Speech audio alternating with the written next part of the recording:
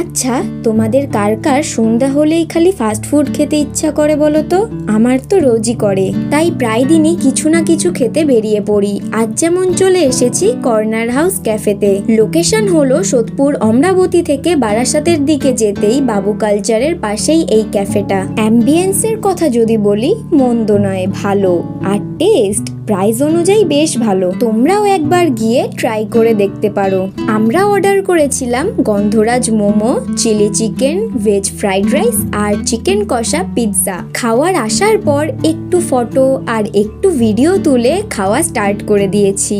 পিৎজার টেস্টটা তো দারুণ ছিল, সেরকমই গন্ধরাজ মোমোটাও। উফ, জাস্ট অসাম। প্রত্যেকটা আইটেমই খুব ভালো ছিল। আর আমাদের যেহেতু 600 টাকার উপরে বিল হয়েছে, ওই জন্য আমরা দুটো মকটেল ফ্রি পেয়েছি। এইদিকে আমরা মজিতো খেতে থাকি, আর তোমরা তাড়াতাড়ি চ্যানেলটা সাবস্ক্রাইব করে দাও। টাটা।